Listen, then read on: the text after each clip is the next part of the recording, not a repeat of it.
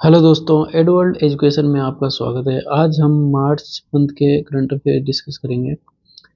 तो आपका पहला सवाल है कि हाल ही में एबल पुरस्कार किसे सम्मानित किया गया एबल पुरस्कार से। तो एबल पुरस्कार मिशेल टेलाग्रैंड को मिला इस बार, और यह गणित के क्षेत्र में दिया जाता है और इसे गणित का नोबेल भी कहे जाते हैं। और यह Norwegian academy of science letters के द्वारा दिया जाता है और इसकी शुरुआत 2003 में की गई थी। अगला सवाल है कि हाल ही में किसे नेशनल इन्वेस्टिगेशन एजेंसी यानी कि एनआईए का महानिदेशक नियुक्त किया गया है। तो सदानंद वसंत दाते को एनआईए का महानिदेशक नियुक्त किया गया है। एनआईए की स्थापना 2008 में की गई थी और इसका हेडक्वार्टर नई दिल्ली में है। अगला सवाल है कि प्रधानमंत्री नरेंद्र मोदी को किस देश का सर्वोच्च नागरिक सम्मान order of the due Gyalpo से सम्मानित किया गया। तो यह भूटान का सर्वोच्च नागरिक सम्मान है और भूटान द्वारा हमारे प्रधानमंत्री को सर्वोच्च नागरिक पुरस्कार दिया गया।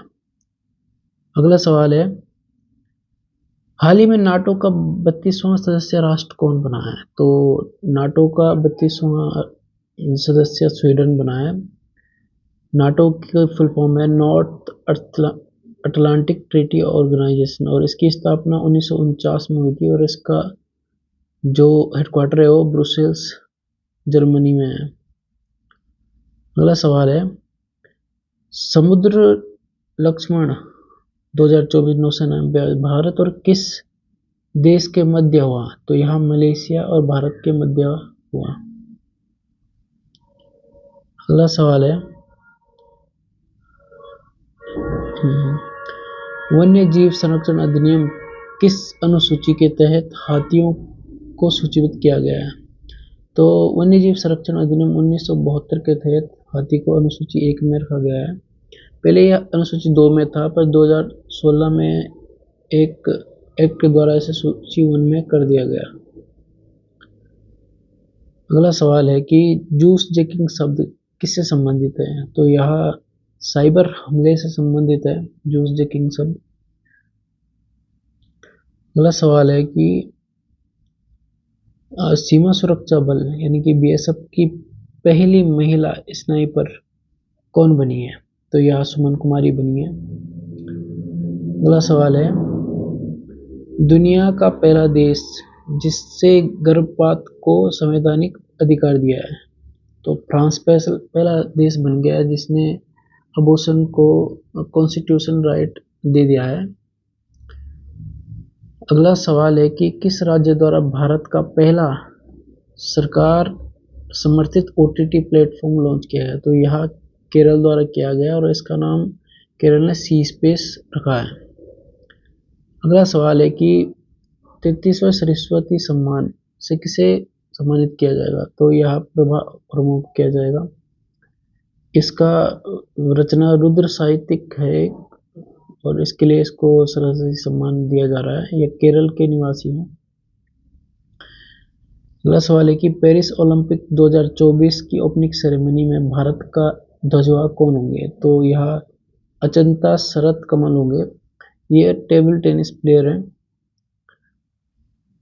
अगला सवाल है, लैंगिक असमानता सूचकांक में भारत की रैंक क्या है। तो भारत की इसमें 108वीं रैंक है ये, और इसमें पहले नंबर पर डेनमार्क है और यह सूचकांक यूएनडीपी द्वारा जारी किया जाता है। इसके 3 आयाम हैं, प्रजनन, स्वास्थ्य और श्रम बाजार।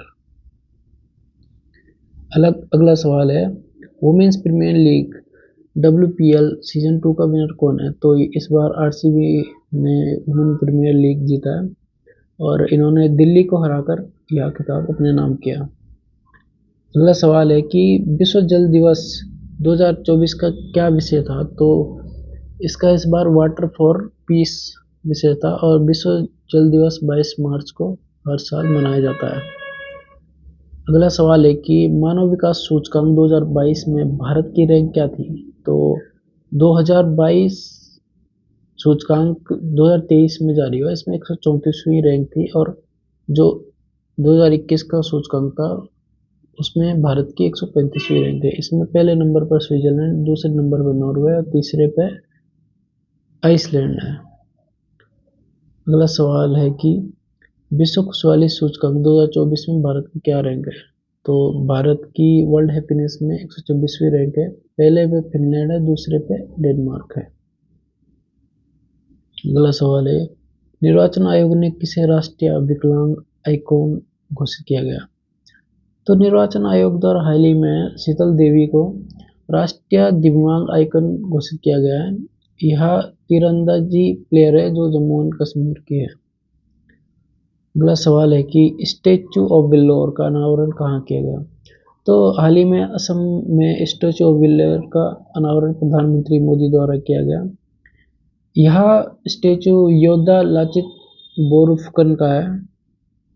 अगला सवाल है कि ऑस्कर अवार्ड्स 2024 में सर्वश्रेष्ठ फिल्म किसको चुना गया? तो यह ओपेनहाइमर को चुना गया है। ओपेनहाइमर वो वैज्ञानिक थे जिसने द्वितीय विश्व युद्ध में एटम बम बनाए, सर्वप्रथम एटम बम की खोज की। अगला सवाल है कि राष्ट्रीय अनुसूचित जाति का अध्यक्ष किसे राष्ट्रीय अनुसूचित जाति आयोग है, इसमें आयोग का अध्यक्ष किसे नियुक्त किया गया है? तो यह किशोर मकवाना को किया गया। इनकी एक इम्पोर्टेंट पुस्तक भी है, मोदी एक कॉमन मैन्स पीएम।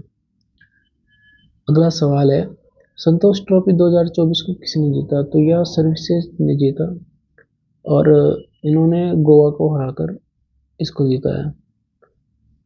अगला सवाल है कि प्रधानमंत्री नरेंद्र मोदी ने गुजरात के किस स्थान पर कोचरब आश्रम का उद्घाटन किया? तो यह साबरमती में किया गया। अगला सवाल है, फोर्थ खेलो इंडिया यूनिवर्सिटी गेम 2024 किसने जीता? तो चौथे खेलो India university game Chandigarh university द्वारा जीते।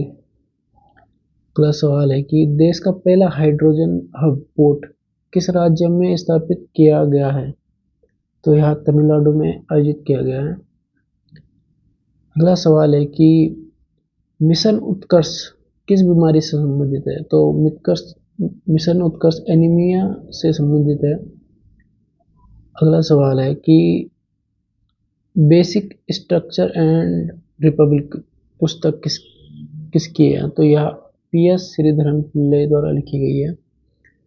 आपको ये वीडियो कैसी लगी आप कमेंट में बता सकते हैं और इसी तरह आप मुझे कमेंट में सजेशन की मैं क्या और टॉपिक डिस्कस करूं। अगर GS की क्लास चाहिए तो मैं GS की कंटिन्यू करूंगा।